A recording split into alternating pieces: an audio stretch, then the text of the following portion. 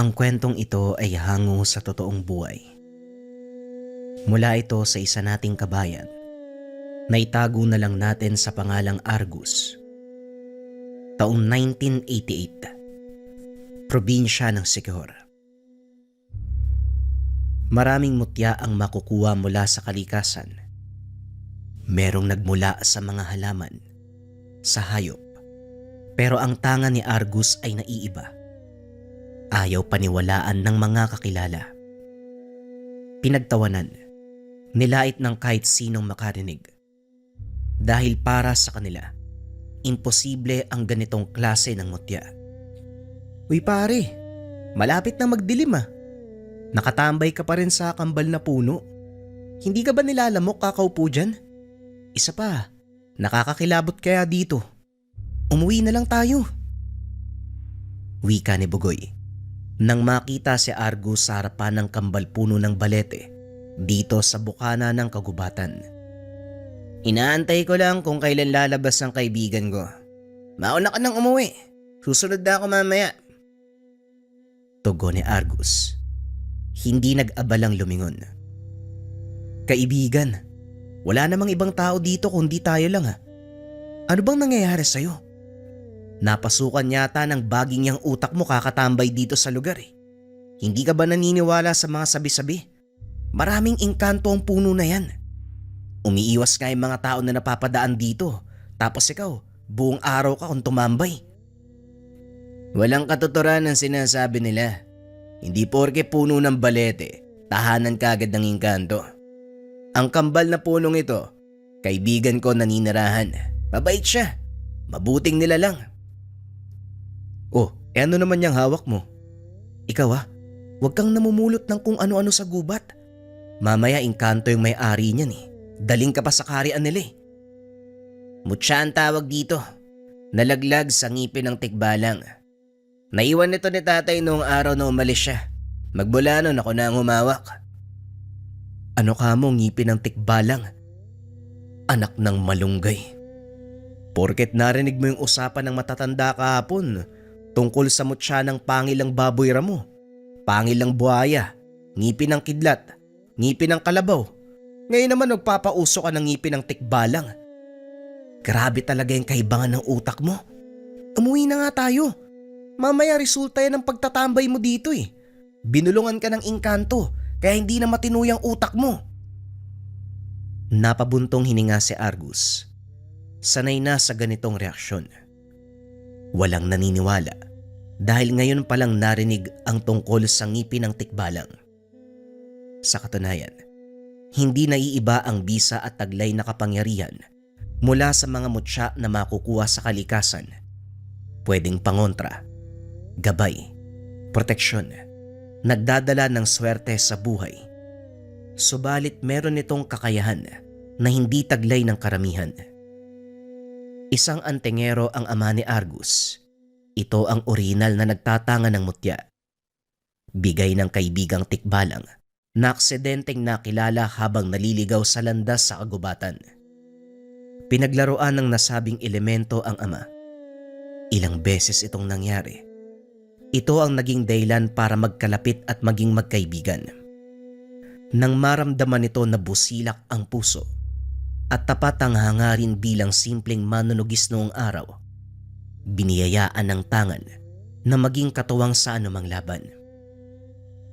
Doon na nagsimula na umusay lalo sa panunugis ang ama ni Argus. Ngunit sa hindi malamang dahilan, bigla itong nagpaalam. Hanggang sa ngayon ay hindi pa nakabalik. Wala ring nakakaalam kung saan nagpunta. Hoy Argus, nung nakaraang araw ko pa napapansin hawak mo yan ha. Wala ka bang balak bitawan? Wala namang magdanakaw ng ngipin ng tikbalang no? Wika ni Bugoy. Nagpipigil ng tawa habang nagsasalita. Si Bugoy ang kasakasama sa buhay magmula nang umalis ang ama. Laking lansangan, pero nang maging magkaibigan ay inalok sa tahanan nila na tumira. Pumayag naman ito dahil gusto ring magkaroon ng maayos na tahanan. Yun nga lang walang tiwala sa kanyang sinasabi.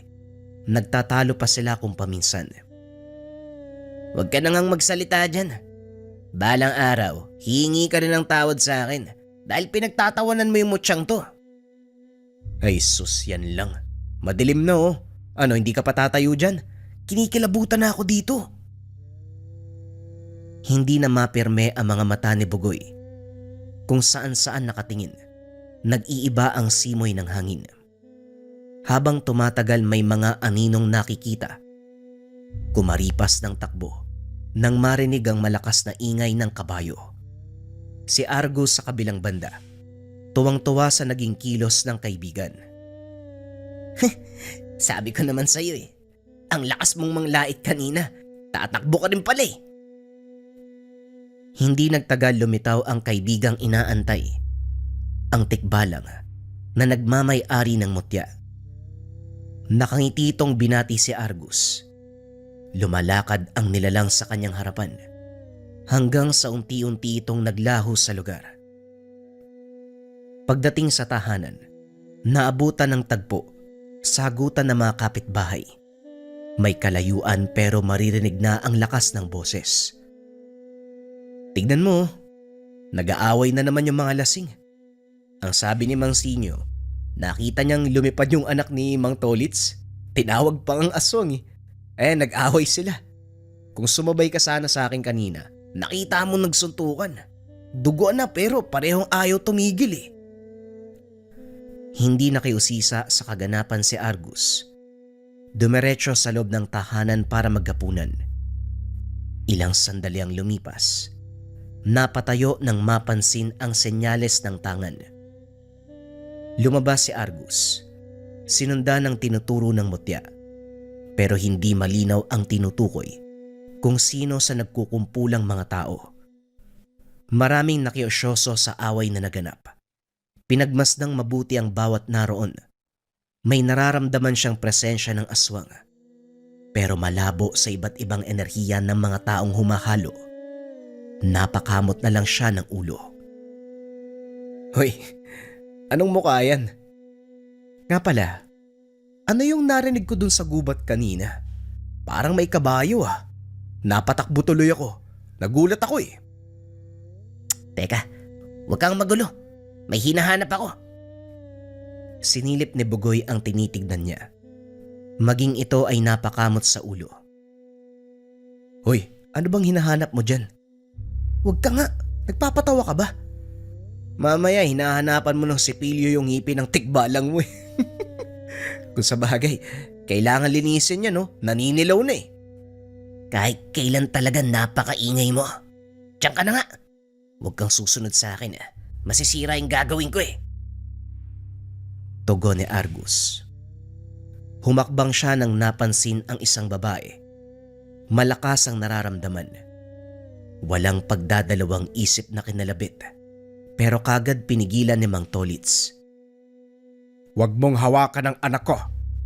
Wala na kayong ginawa kung hindi laitin ang pamilya namin. Tahimik kaming namumuhay. Umiiwas na nga sa gulo, pero kayo naman itong gumagawa ng paraan para magkagalit tayo. Lalong-lalo ka na, Sinyo.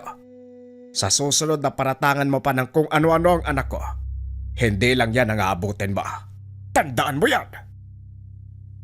Wika ni Mang Tolits. Dali-dali nitong hinila palayo ang anak na babae.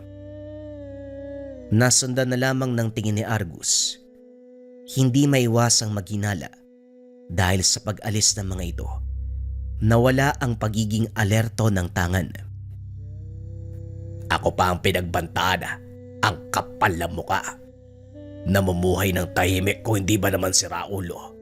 Anak niya nga yung dahilan kung bakit nabubulabog yung lugar na ito eh. Maniwala kayo o hindi, ang anak ni Tolits ay aswang. Ako mismo nakakita.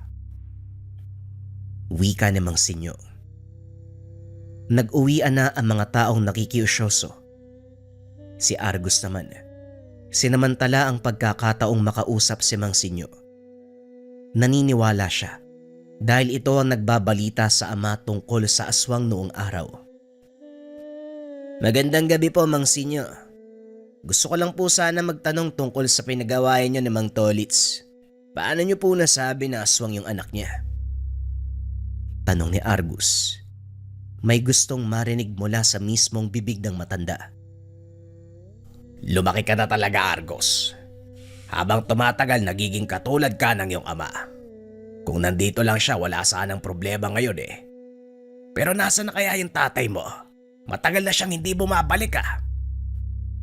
Ako rin hindi ko alam eh. Pero hanggang ngayon umaasa ako na babalik siya. Kahit gaano katagal aantayin ko. Wala akong pakialam basta umuwi lang siya. Pero Mangsinyo, balik tayo sa tanong ko. Paninindigan ko ang salita ko, Argos. Batikusin man ako ng lahat. Kita ng dalawang mata ko eh. Nagbago yung anak ni Tolits. Lumundag ng napakataas. Lumilipad sa ere. Aswang yon. Nagtanong lang naman ako kung alam niya ba yung tungkol sa dalaga. Ay bigla ko sinuntok sa buka. Tumatango lang si Argus. May tumatakbong ideya sa isipan. Madali lang sanang bigyan ng solusyon ng ganitong problema kung nandito ang ama mo. Hindi yun matutulog kung may narinig na aswang eh. Hahanapan kagad ng paraan para maitaboy. Sayang, walang nakakaalam kung nasaan siya. Hindi nga nagpaalam sa'yo eh. Ikaw na mismo yung anak ko. Napabuntong hininga si Argus. Pagkatapos ng usapan ay umuwi na. Habang nakaupo sa labas, naisip ni Argus ang ama. Ang tanga na lamang ang naiwang alaala. Noong araw, ang sinabi lamang ay may tutugising aswang. Pagkatapos noon ay wala nang narinig na balita. Palaisipan pa rin sa kanya ang totoong nangyari. Kumakapit sa paniniwala na darating ang panahon na magkikita sila muli. Pagkalipas ng ilang sandali, naging alerto ang mutya. Dali-dali niyang sinundan ang tinuturong direksyon. Dinala siya sa harapan ng kambal na puno. Doon naabutan ang tikbalang. Wala itong sinasabi. Nakatitig lamang sa kanya. Maraming salamat kaibigan ah. Alam ko, gusto mo lang akong damayan sa pangungulila ko kay tatay. Wika ni Argus. Sa tuwing naiisip ang ama, tinatawag siya ng nilalang sa pamamagitan ng hawak na tangan. Ilang sandali pa, naglaho ito pagkatapos magpakawala ng malakas na hiyaw. Dali-dali namang tumakbo pabalik si Argus nang makarinig ng sigawan. Maraming nagkukumpulang tao sa labas ng tahanan ni Mangsinyo. Sa bakuran ay merong nakahandusay na baka, alaga ng matanda. Wala na ako ibang matuturo na pwedeng gumawa nito kung hindi ang anak lang ni Tolits na aswang. Tignan niyo ang baka sa katawan ng alaga ko. Puro kalmot, wakwak ang tiyan, walang lamang loob. Siguradong gawa to ng aswang. Wika ni Mangsinyo, nagluluksa sa pagkamatay ng alaga. Lumapit si Argus para makita ang sinasabing bakas. Maging siya ay wala ring maisip kung hindi ang aswang. Ito rin ang turo ng tangan. May natitira pang amoy. Nanatili muna siya habang pinapakinggan ng bulungan. Kung totoo man na aswang yung anak ni Mang Tolits, dapat paalisin yung mga yun eh. Paano kung sa susunod tao na yung biktimahin? Tignan nyo yung ginawa sa baka. Malaki yan pero nagawang mapatay. Tayo pa kayang tao lang. Mapapabilis ang pag-alis kung magkakaisa tayo. Pagtulungan nating itabong eh. Ang tanong, may sapat na tapang ba tayo para kalabanin si Mang Tolits? Kilalang mangangata yan eh. Tapos aswang pa daw yung anak. Ay naku, baka mapatay tayo niyan. Ilang sandali pa nag-uwian na ang mga ito. Si Mangsinyo na lang ang natira. Mag-isang nilinis ang katawan ng alagang baka. Lumapit si Argus. Nagpresentang tumulong. Argos, hindi na maganda ang nangyayari. Dinamay pa ang nag-iisa kong alaga. Kabuhayan ko to eh. Intay nila na matapos ako dito. Gagantihan ko sila. Si Tolits, pati na rin yung anak niya. Teka Mangsinyo, hindi po masama ang gumante, lalo na kung ikaw ang inapi at merong sapat na dahilan. Yan ang sabi sa akin ni tatay. Pero hayaan niyo pong iba ang gumawa. Darating po ang takdang oras, mapapanagot ang may gawa niyan. Kung sakaling yung anak niya na si Mang Tolits, magbabayad do yun. Akong bahala.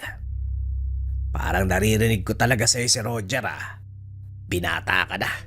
Nagiging kahubog ng ama. Hindi lang sa katawan, maging sa pananalita at isipan.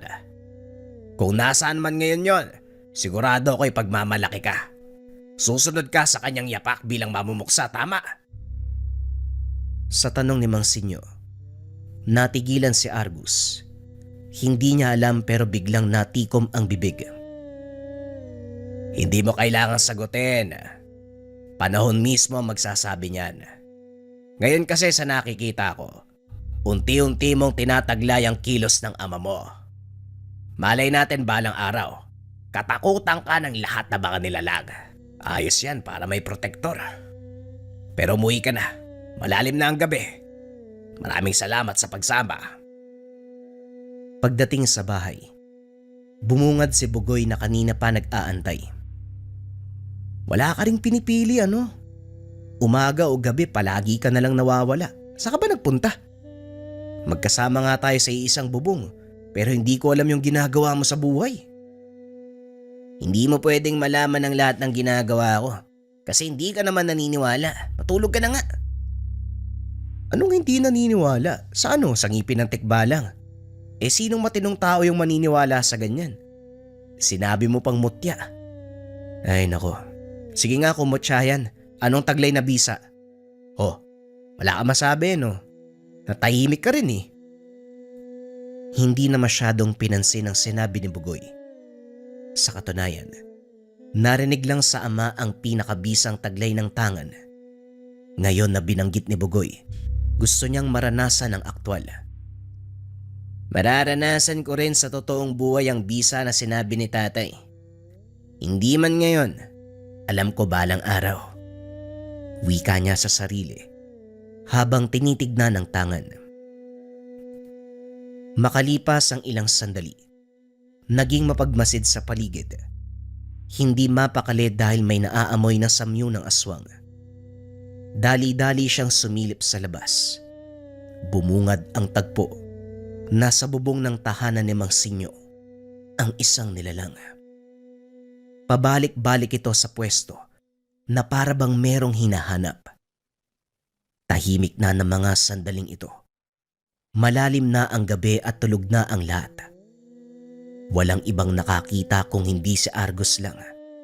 Sa takot na baka kung ano ang gawin nito, gumawa siya ng ingay upang makuha ang atensyon ng nilalang.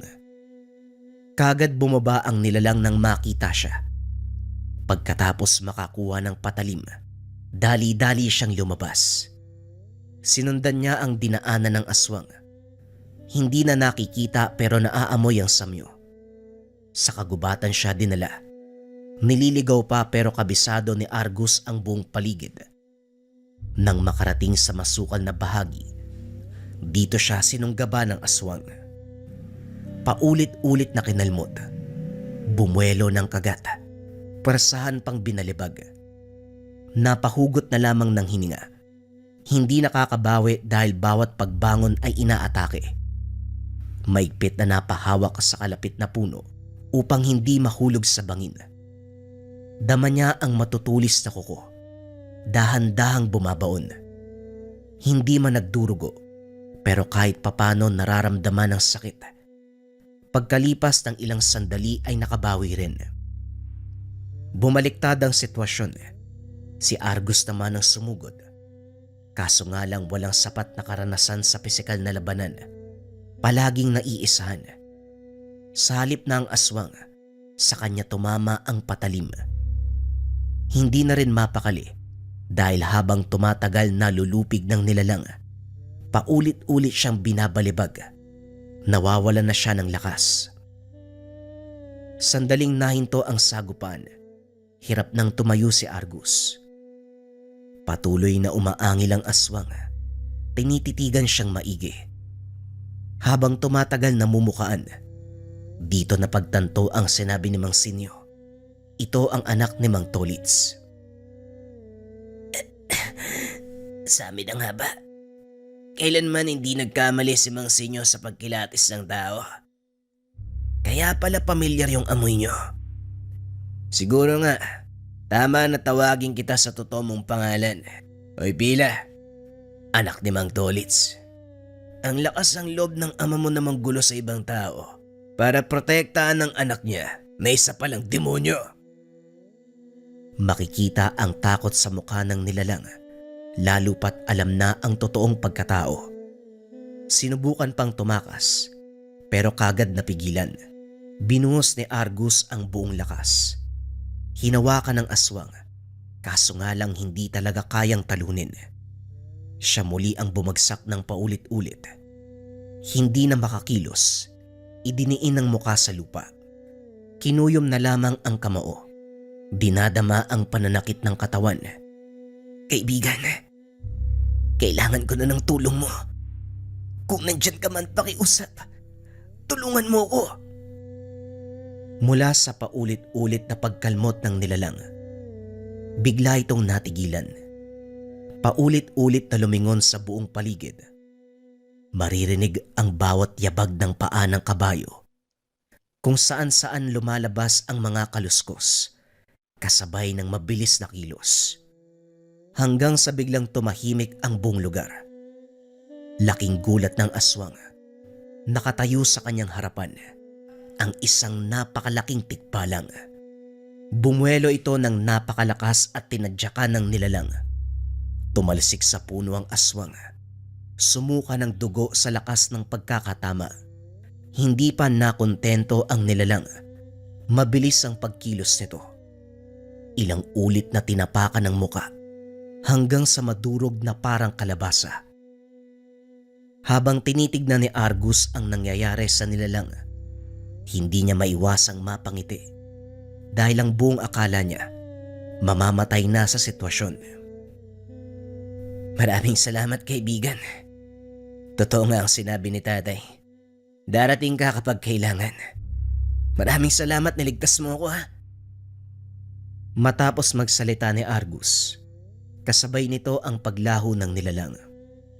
Kitang-kita din ni Argus, may lumalabas na mga ugat mula sa ilalim ng lupa, pumapalupot sa katawan ng aswang. Dahan-dahang hinihila ang buong katawan nito na para bang kinakain ng kalikasan. Nanatili muna siya sa lugar.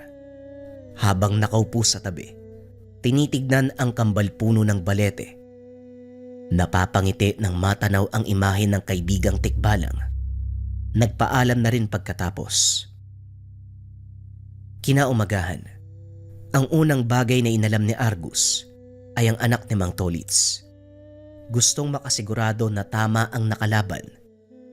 Lasing ang matanda ng sadyain sa bahay. Hindi siya lumapit sa mismong tahanan. Dumistahan siya dahil nasa bakuran din ito.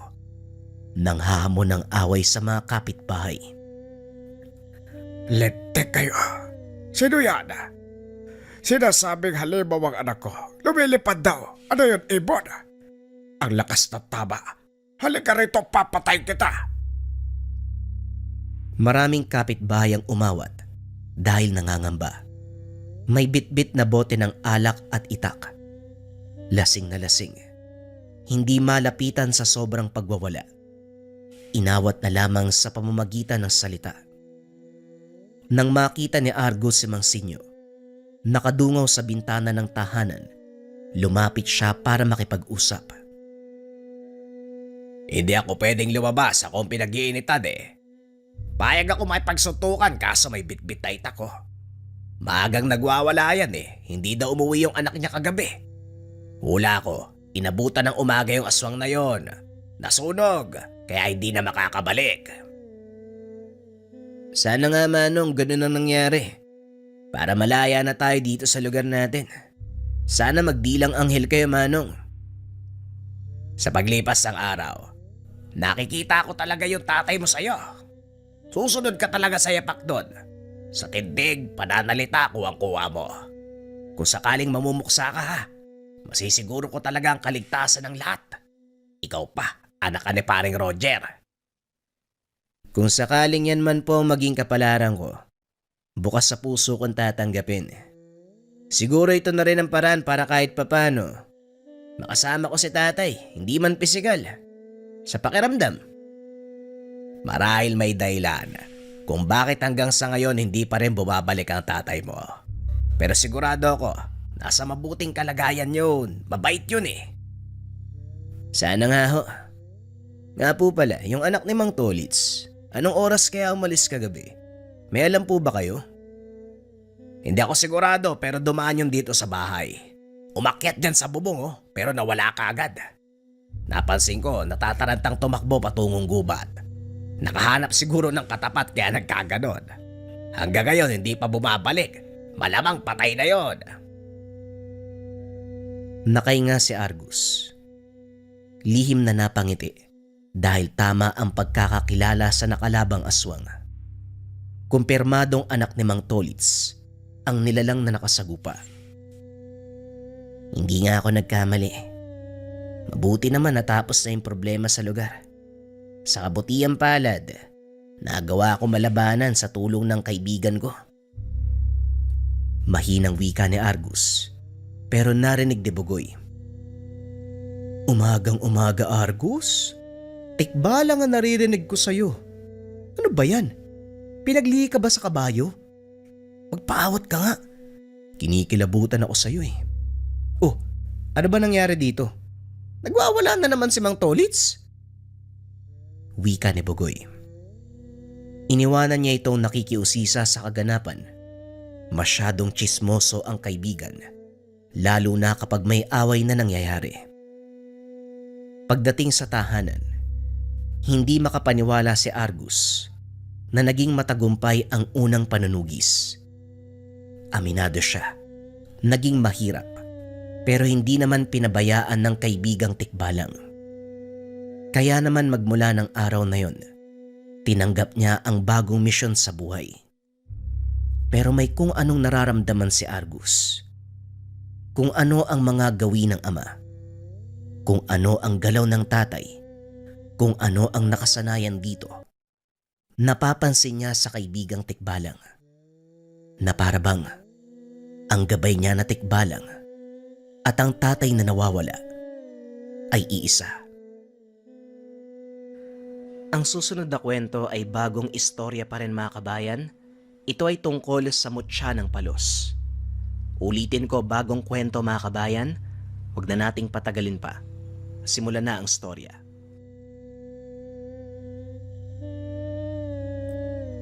Ang kwentong ito ay hango sa totoong buhay. Mula ito sa isa nating kabayan na itago na lang natin sa pangalang Tiago. Walang eksaktong taon. Ermita, Maynila. Sa edad na 15, namulat na sa karahasan itong si Tiago. Lumaki sa magulong syudad ng Maynila, isang lugar na walang kaayusan, walang araw na hindi nagkakaroon ng gulo. Naimpluwensya ng maling sistema ang isipan, karahasan ng nagsilbing guro upang matutunan ang mahalagang aral ng buhay. Lumaki kasama ang kanyang lolo Ramon, isang manggagamot. Nagsisilbing kabuhayan ng dalawa ay pagbebenta ng mga langis, medalyon, at kung ano pang pangontra sa lansangan o hindi kaya naman sa tabi ng simbahan ng Quiapo. Sa kabila ng kinalakiang mundo, hindi nagkulang si Mang Ramon sa pagtuturo ng mabuting asal sa binata. Alis na po ako, lolo. Baka hindi na ako makatawag ng pasahero eh. Paalam ng binata. Maaga pa itong umalis upang pumunta sa paradahan ng jeep. Magtatawag ng pasahero. Ito ang nagsilbing hanap buhay ng binata dahil wala itong mapasukang trabaho. Kahit papano, nakakatulong ito sa kanyang lolo Ramon. Siya ang kadalasang bumibili ng ulam tuwing hapunan. Mag-iingat ka, apo. Alam mo na, maraming loko-loko sa paradahan. Kung alam mo magkakagulo, umiwas ka kagad. Opo lolo, alam ko naman yan eh. Kayo din po mag-iingat kayo ha. Susunod na lang po ako sa simbahan. Matapos ang pag-uusap ng dalawa, tumuloy na si Tiago sa paradahan. Habang nasa daanan, nakita na nito ang pangkat ng mga kilalang mandurukot sa lugar. Nagulat ito dahil kasama nila ang kaibigan ng binatang si Julio. Nasa bandang likuran, kaya dali-dali siyang nilapitan ni Tiago, hinila papunta sa eskinita. Ano bang ginagawa mo kasama yung mga taong yan, Julio? Masama ang gawain nila. Alam ko yun, Tiago, pero kailangan ko kasi ng trabaho eh. May sakit ang nanay ko. Kakailanganin ng malaking halaga para sa mga gamot niya. Alam ko, pero sa tingin mo, matutuwa ba yung nanay mo kapag nalaman niyang galing sa masama yung perang pinanggagamot mo sa kanya? Hindi niya malalaman yun kung walang magsasabi. At saka pwede ba? Hayaan mo ko. Wala ka rin naman natutulong eh. Wika ni Julio sabay hawi sa kaibigan. Akmang lalakad na sana ito palayo. Ngunit hinawakan ni Tiago ang braso nito. Huwag mo nang ituloy, Julio. Masisira yung buhay mo dahil sa mga taong yan. Pwede ba, Tiago? Alam kong magkaibigan tayo. Nag-aalala ka para sa akin. Pero wala akong magagawa. Gaya ng sinabi ko, kailangan ng nanay ko ng pera para sa mga gamot at bayarin sa ospital. Ito lang ang alam kong paraan para kumita ng ganong kalaking halaga. Ang alin? Ang magbenta ng droga? Putya naman pare. Alam mong wala kang kinabukasan dyan. Wala naman talaga akong kinabukasan, Tiago. Wala na akong pake dun. Ang hangad ko lang sa ngayon, mailigtas ang buhay ng nanay ko. Makinig ka sa akin, Julio. Maraming paraan para kitain ang perang ipangbabayad sa panggagamot ng nanay mo. Wala sa pagpipilian ng pagsama sa mga taong yan. Magsasalita pa sana si Julio. Ngunit hindi na naituloy dahil tinawag na ito ng isa sa mga kalalakian. Dumating na ang sasakyan. Mauna na ako. Alis na kami. Huwag kang mag-alala pare. Akong bahala sa sarili ko. Huwag mo lang sanang pagsisiyan yung gagawin mo pare.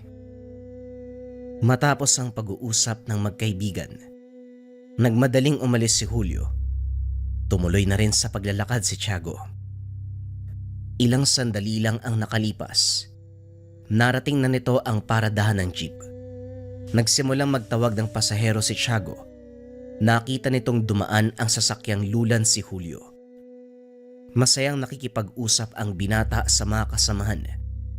Ngunit sa kabila nito, tila hindi alintana ni Julio ang panganib na nakaamba dahil sa piniling buhay. Ilang oras ang nakalipas, humupa na ang tao sa terminal. Kaya nagpasya si Tiago na puntahan si Mang Ramon sa tabi ng simbahan. Pagdating nito, napakaraming tao ang nagtitipon sa harapan ng pwesto ng matanda. Nagulat nang makitang may ginagamot ang matanda. Hindi ito tumatanggap ng pasyente sa pwesto. Ngunit sa pagkakataong iyon, doon mismo sa harap ng maraming tao ginamot ng matanda ang isang dalaga. Ano pong nangyari sa kanya? Bakit po dito kayo nanggagamot? Wala na ako magagawa. Dito siya dinala eh. Ang akala ko nga, magpapatawas lang. Nagulat din ako. Nasa katawan pala niyang gumagambalang engkanto. Engkanto, Lolo. Ang dami nang nakatingin oh. Halos magsara na yung kalsada sa dami ng tao. Sana dinala mo sa bahay natin. Ang kulit mong bata ka. Hindi ko alam na nasa katawan niya na ang engkanto. Kesa naman marami pa siyang masaktan, pinigilan ko na. At saka mabuti na rin yon nang makita ng mga tao sa paligid na hindi ako manloloko. Tugon ni Manong Ramon. Marami ang nagpapanggap na manggagamot sa lugar. Ang ilan sa mga ito, nanloloko sa kapwa upang magkapera. Ngunit hindi si Mang Ramon dahil lihitimo itong nagtataglay ng mataas na kaalaman sa kumbate espiritual at panggagamot gamit ang mga orasyon. Kadalasan hindi niya ito pinapakita sa mga tao. Ngunit na mga sandaling iyon, Nangibabaw ang kagustuhan ng matanda na matulungan ang pasyente. Magmadali ka, Tiago. Kailangan ko ng tulong mo. Po, anong gagawin ko?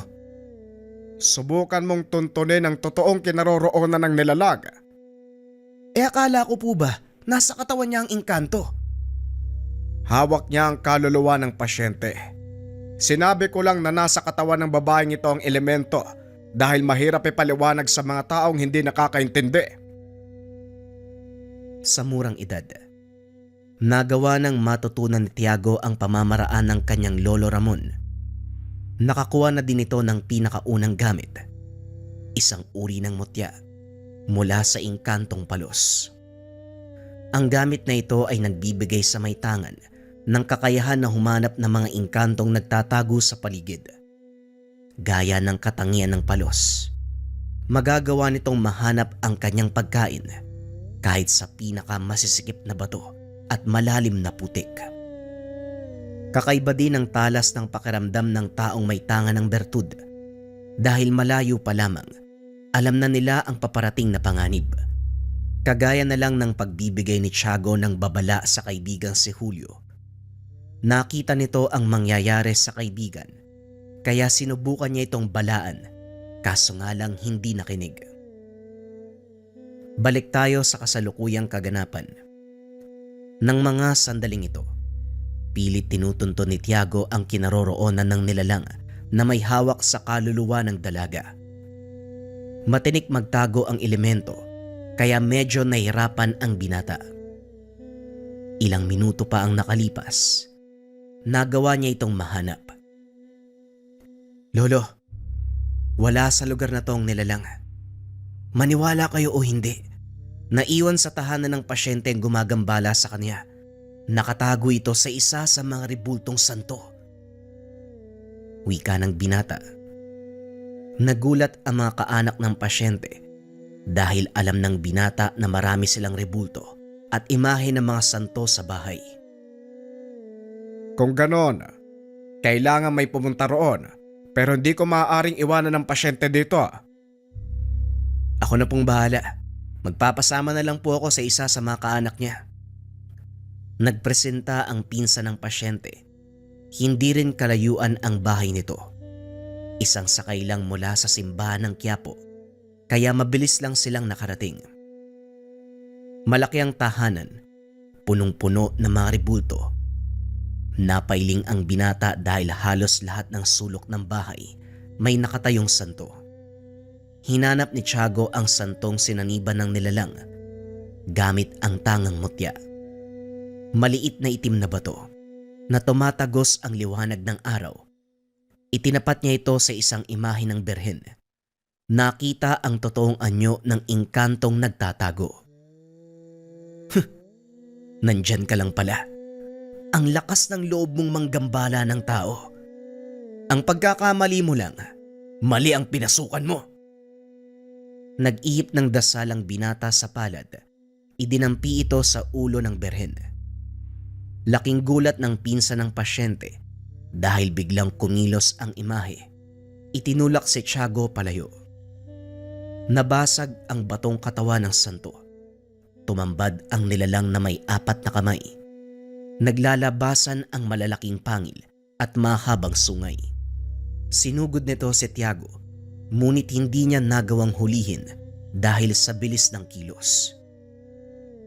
Hindi uubra sa akin ang mga ganyang galawan. Ito ang malaki mong pagkakamali. Dahil sa halip na sumuko, sinugod mo pa talaga ako. Paano mo kung natuntun? Wala nang silbi kung sasabihin ko sa'yo dahil mamamatay ka rin.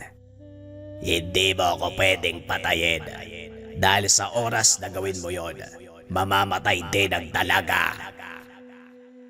Nakaligtaan ng binata na hawak ng nilalang ang kaluluwa ng pasyente.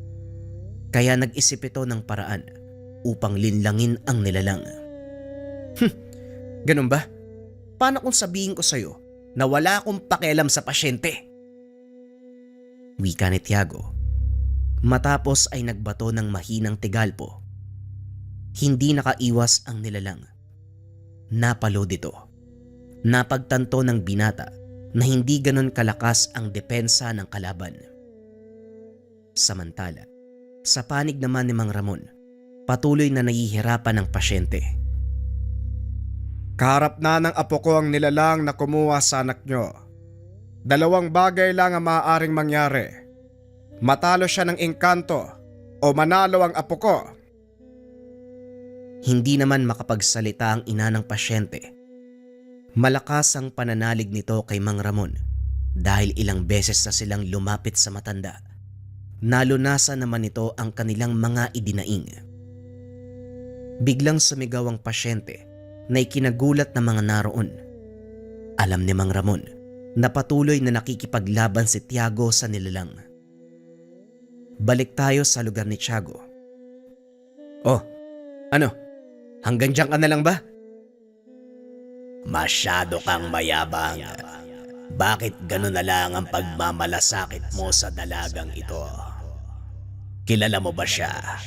Ano ang halaga niya sa'yo? Wala naman. Kaya nga sinasabi ko, wala akong pake sa pasyente. Ikaw ang pakay ko dito eh. Hindi kita lulubayan hanggat hindi ka napapatay. Tugon ni Tiago. Dito na nakaramdam ng takot ang engkanto. Alam nito na hindi niya madadaig ang binata. Ngunit ganun pa man, patuloy itong nakipaglaban upang mailigtas sa tiyak na kamatayan. May lumabas na mga galamay sa katawan ng nilalang. Pumulupot ito kay Tiago. Napataas lang ng kilay ang binata. Ano bang ginagawa mo? Kung inaakala mong matatalo mo ako ng ganyang atake, pasensya na, nagkakamali ka. Masyado kang mayabang. Tignan natin ngayon kung makapagyabang ka pa. Uubusin ko ang lahat ng enerhiya sa katawan mo. Ganun ba? O sige, higupin mo lahat ng kaya mong higupin. Huwag kang magtitira. Nagsimulang higupin ng engkanto ang enerhiya ng binata gamit ang mga galamay. Ngunit ilang minuto na ang nakalipas, hindi pa rin nanghihina si Tiago. Bakit parang hindi ka tinatablan? Anong ginawa mo? Wala akong ginagawa. Hinahayaan nga lang kitang ubusin yung lakas ko. Anong problema? Naglabas ng isa pang galamay ang nilalang. Pinulupot ito kay Tiago. Kaso nga lang ganun pa rin ang nangyari. Wala pa ring epekto sa binata. Siguro naman nagtataka ka kung bakit hanggang ngayon hindi pa rin nangihina ang katawan ko. Alam mo, naawa na ako sa'yo eh. Kaya ipapaliwanag ko na lang ang nangyayari. Ang kaluluwa ko, konektado sa enerhiya sa kapaligiran. Kahit anong gawin mong paghigop, patuloy lang na madaragdagan ang enerhiya ko. Sa makatuwid, hindi sa akin ang lakas na hinihigop mo. Hinawakan ng binata ang dalawang galamay. Hinila ang nilalang palapit sa kanya. Hindi makawala ang engkanto. Habang papalapit ito kay Tiago, unti-unting umiinit ang katawan. Ano? Kaya pa? Pakawalan mo ko! Pakawalan? Bakit hindi mo muna bitawan yung kaluluwa ng dalaga? Pagkatapos nun, doon kita papakawalan. Sinasabi ko na nga ba, inuuto mo lang ako. Pasensya na, pero hindi mangyayari ang sinasabi mo. Ikaw ang bahala.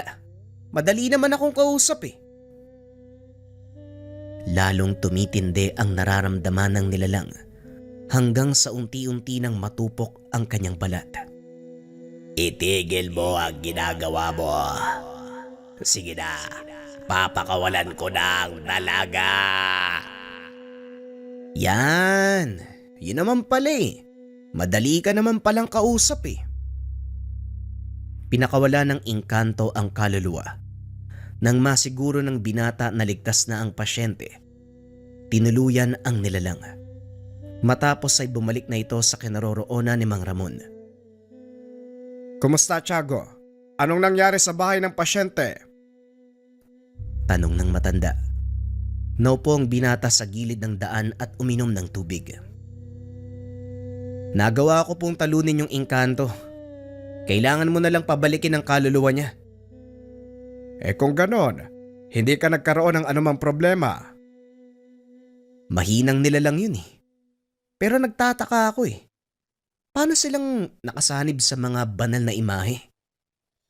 Banal na imahe. Kailanman, walang banal na likha ang kamay ng tao. Mas madalas pinapasok ng mga engkanto o demonyo ang isang rebulto. Lalo pa kung nakikita nilang ginodiyos ang mga ito ng mga tao. Huwag ka masyadong magpapalinlang sa mga nakikita mo. Ang lalim naman po ng sinasabi nyo. Pero hindi nasagot ang tanong ko. Oo nga no. Ang ibig kong sabihin, madalas pinamamahaya ng masasamang elemento ang mga rebultong ginodiyos o sinasamba ng mga tao. Lumingon ang binata sa simbahan. Nakita ang ilang estatwa ng mga santo. Ewan ko ba kung kailan mamumulat ang mga tao na hindi santo ang dapat nilang pag-alayan ng mga dasal at debosyon. Ay nako, makabalik na nga lang sa paradahan ng jeep. Matapos ang panggagamot, nagpa siyang umuwi si Mang Ramon. Hapon na ng mga oras na yun. Dagsa na mga taong umuwi sa kani-kanilang mga tahanan. Habang nagtatawag ng pasahero, biglang may kumalabit kay Tiago. Buti naman naabutan kita dito, Tiago. Ano, gusto mo bang magtrabaho? Uy, ikaw pala Julio. Trabaho? Kung illegal yung sinasabi mo, alam mo na ang sagot ko. Hindi illegal to. Hindi ka naman gagawa ng masama eh. Magpapasama lang ako sa'yo. Babayaran ng amo ko yung oras na igugugol mo. Magpapasama? Sigurado kang walang masama sa gagawin mo ha? O bakit? Saan ka ba pupunta? May mga ihahatid lang ako sa kliyente ng amo ko. Sinabihan niya maganap ako na makakasama. Ano, gusto mo ba? Hanap na lang ako ng iba kung ayaw mo. Kailan ba tayo aalis kung sakali? Mamaya, pagkatapos mo magtawag ng pasahero. Ha? Gabing-gabi na yun ah. Baka hindi ako payagan ni Lolo. Alam mo naman yun eh. Eh di wag kang magpaalam para hindi niya malaman. Gaano ba kahalaga yung pinapatid ng amo mo? Tapos magbabayad pa siya sa sasama sa'yo? Basta, wag nang maraming tanong. Pupuntahan kita dito mamayang 9:00 ah. Hindi pa man nakakasagot ang binata. Dali-dali nang umalis si Julio. Kaya naman hindi na ito nakatanggi. Pagsapit ng gabi matapos magapunan, nagpaalam ito kay Mang Ramon na lalabas. Ang dahilan ng binata, inaya ito ni Julio na maghakot ng mga kaing sa prutasan. O sige, mag-iingat ka. Huwag na magpaabot ng madaling araw. Baka makasalubong niyo ang pangkat ni Elman. Alam ko po, Lolo. Sige po. Baka nag-aantay na sa akin si Julio eh. Umalis na si Tiago. Pagdating nito sa paradahan ng jeep, naroon na si Julio. Ngunit may mga kasama ito. Hindi muna lumapit si Tiago sa grupo dahil kilala niya ang mga kasama ng kaibigan. Ano, Tiago? Handa ka na ba? Diba sila yung mga tauhan ni Elman? Bakit sila ang kasama mo? Nandito sila para ibigay yung mga kailangan nating dalin. Eto, ikaw ang magdala ng bag na to. Ako naman doon sa isa. Kinuha ng binata ang maliit na bag. May kabigatan. Titignan sana ni Tiago ang laman. Bigla namang hinawakan ni Julio ang kamay niya. Wag na wag mong bubuksan ang bag na yan. Bili ng may-ari. Hindi natin pwedeng makita ang laman yan. Wika ni Julio. Napalingon ng binata sa mga taong nagbigay sa kanila ng mga dadaling gamit. Napansin ni Tiago na masama ang titig sa kanila. Kaya minabuting umalis na lang. Di halika na. Baka gabihin pa tayo lalo eh. Habang papalayo ay patuloy na nakikiramdam. Nasa kalagitnaan sila ng paglalakad. Nang mapansin ito, may mga nakasunod sa kanila. Matanong nga kita, Julio, gaano kalaki yung tiwala sa'yo ng mga pinagtatrabahuan mo? Hindi nila ako utusang magdala ng mga to kung wala silang tiwala sa akin. Kaya huwag ka na magtanong. Malapit na tayo pagdating dun. Huwag ka magsasalita ah. Ang unang itatanong sa'yo kung ano ang laman ng dala natin. Kaya hindi ko pinabuksan sa'yo ang bag dahil mas mabuting wala ka ng alam. Tugon ng kaibigan. May hinala na si Tiago kung ano ang laman ng bag. Ngunit alang-alang sa kaligtasan ng kaibigan ay piniling sumunod. Nakarating ang dalawa sa pinag-usapang lugar. Nakabang naroon ng mga taong pagdadalhan niya ng mga gamit. Kinuha ni Julio ang dalang bag ni Tiago. Sinabihan nitong manatili sa kinakatayuan. Dito ka lang. Wag na wag kang gagawa ng hindi nila magugustuhan. Para namang may gagawin akong kalokohan. Oo na, ako nang bahala. Naglakad si Julio palapit sa mga kalalakian. Bagaman madilim, nakita ni Tiago ang dalang baril ng mga ito. Patuloy na nag-uusap si Julio at ang isa pang lalaki. Binuksan nito ang dala nilang gamit. Inilabas ang isa sa mga maliliit na supot. May lamang kulay puting pulbos. Napailing na lang si Tiago. Hindi makapaniwalang sinamahan niya ang kaibigan sa isang ilegal na transaksyon. Mamaya ka sa akin, Julio. Talagang sinama mo pa ako sa kalokohan mo ah. Wika ng binata sa sarili. Nag-antay itong matapos ang transaksyon. Ilang sandali lang, narinig ni Tiago na tumaas ang boses ng isa sa mga lalaki. Mukhang niloloko ko ng amo mo, Julio. Ano tong pinadala nyo? Mababang klase. Malaki ang binayad ko sa kanya, tapos ito ang dadalhin mo sa akin. Hindi ko naman kasalanan yun ah. Tagadala lang ako napagutusan lang. Siguro. Pinalitan mo ang mga ito. At sino yung kasama mo? Hindi ko pinalitan yan, Pancho. Hindi ko nga binuksan yung bag habang papunta kami dito Ang ayaw ko sa lahat, yung taong sinungaling. Hindi ako nagsisinungaling, Pancho. Hindi ko nga alam kung anong laman na mga dala naming gamit Gaya ng sinabi ko sa'yo, inutusan lang ako magdala niyan. Pwes, magpapadala ako ng mensahe sa amo mo. Mga bata, alam nyo na ang gagawin. Wika ng lalaki. Hinawakan nito si Julio. Tinutukan ng baril. Tiago, tumakbo ka na! Sigaw ni Julio. Ngunit hindi magawang iwanan ni Tiago ang kaibigan. Wala na itong pagpipilian kung hindi ang lumaban. Bagaman ipinagbawal ni Mang Ramon ang paggamit sa kanyang kakayahan, ito na lamang ang paraan upang makaligtas sila ni Julio.